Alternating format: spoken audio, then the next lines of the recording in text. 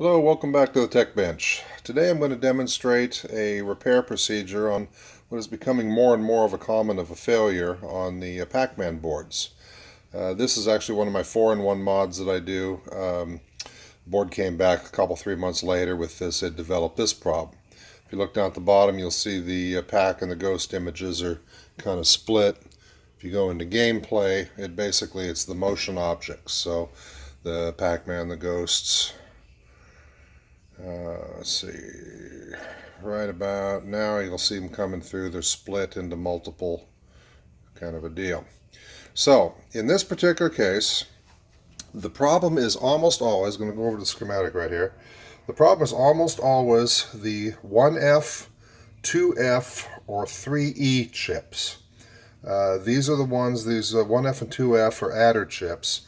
But unfortunately, like a lot of TTL stuff where you'll have a stuck line, or you'll have either stuck high or stuck low, or you'll have a floating line, in these cases, the data is there, it's just incorrect. So it's a little difficult to diagnose with a scope or a logic probe because it's showing data, it's just not the right data.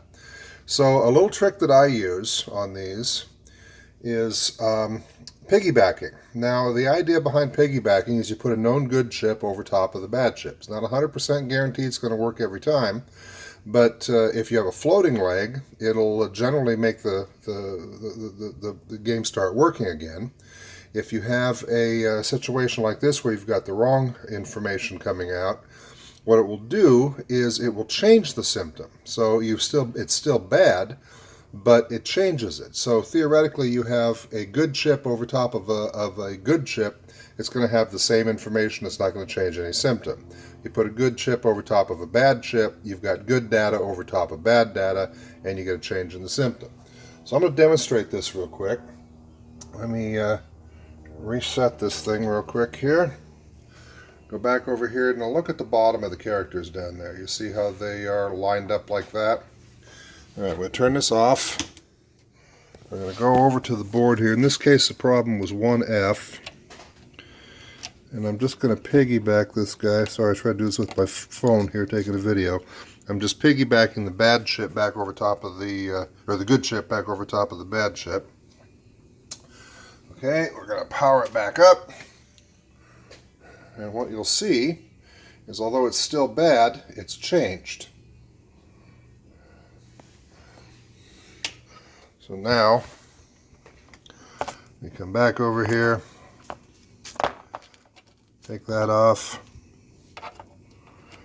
take that out. I gotta come up with a better way of filming this stuff. This phone just doesn't cut it anymore. Replace the chip. We go back over here, turn it on, and there we have it, a working Pac-Man. Sorry about the glare. This monitor screen just glares reflectively, something terrible. Now you'll see the motion objects are good. So in this particular case, the problem was 1F. However, in my experience, I've seen this problem as either 1F, 2F, or 3E. So either one of those can cause the characters to have a little split image. And get all kind of wonky like that. So basically, these are your counters on the inputs, and then the output goes into the 3E, which combines everything and sends it out on pin 8. So any one of those three will give you that symptom.